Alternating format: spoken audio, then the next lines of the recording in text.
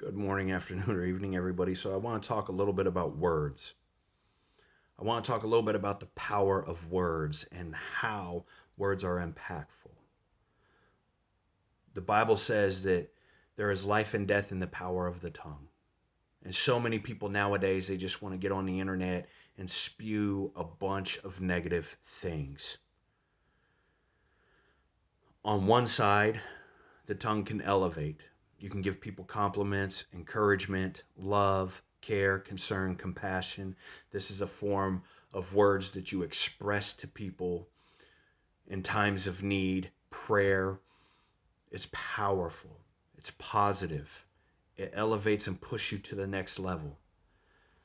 And on the opposite side of that spectrum, we have words that destroy, words that will kill off a marriage, that will destroy friendships, that puts barriers between this person and that person, this political party, that political party, this school teacher and that student, this neighbor and that neighbor. Words are impactful. So much impactful that some people believe that it's worth taking a life over. Now, I'm still not fully over the Charlie Kirk incident and his demise. And as I try to stay away from watching anything online to deal with Charlie Kirk because I get so emotionally upset and angry because of an assassination behind somebody's words, what bothers me and angers me more is seeing people make their comments in celebration, but now they're complaining that they've lost their job. This is a very minimal consequence to you exercising your freedom of speech and saying what you want to say. Charlie Kirk lost his life behind preaching love and the gospel in his words. And because I know me, I know that sometimes the words that people say resonate this anger inside of me. And it upsets me and it angers me to see the ignorance that people decide to spew.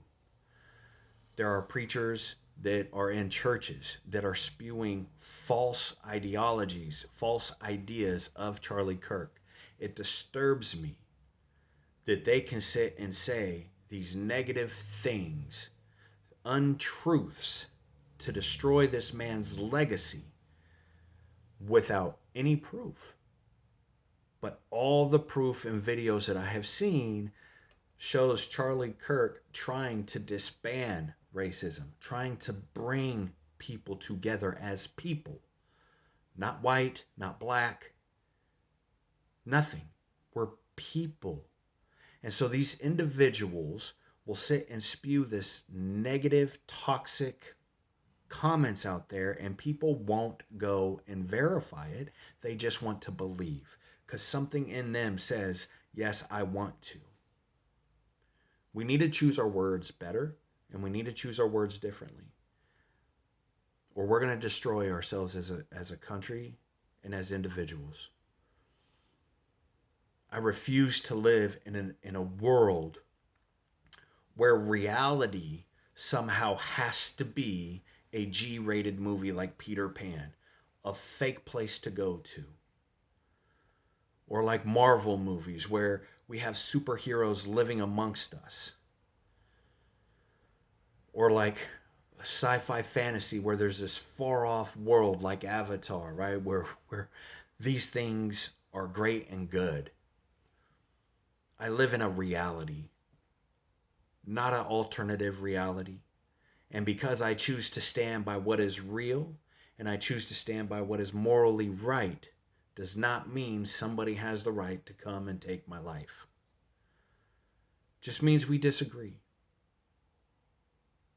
And when you start using words as weapons to silence people through intimidation, bullying, fear, then you are the real perpetrator that is trying to push hate, is pushing hatred on everybody else to silence a voice. I want you guys to think this week about words and how impactful they are. The Bible says there is life and death in the power of the tongue. It also says in Proverbs that a kind word is like honey on the lips. So be kind to people. Get away from the vicious comments and the anger if you can. And if you can't, then maybe you shouldn't say anything. Our society is very reprobated in their mindset, very unprincipled. And it's because of these unprinciples, these values that are gone, these principles that are gone, that people try to push these narratives onto other people, or you need to call me this, you need to call me that, and if you don't, then you hate me. That's not true. It's just that I stand on my beliefs just as you stand on your beliefs. I don't have to agree with your beliefs, you don't have to agree with my beliefs, and that's fine. But to sit and start trying to tear somebody down with your language is not acceptable. And it is further unacceptable if you call yourself a Christian and you're up on a platform spewing out lies and hate without any kind of verification for it. You should be ashamed of yourselves. Just think of what you say this week. Think of maybe some of the comments you said in the past week that maybe you should go and apologize to the person for. There is more power in elevating somebody than tearing somebody down. Be careful who you allow into your circle. Be careful who you allow to have conversations with, and guard your heart from it being infected by somebody's words to try to get you to hate.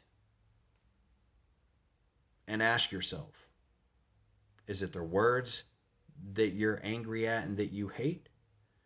Or is it what the person stands for, their belief? Is their belief morally right and that's what you don't like? God bless.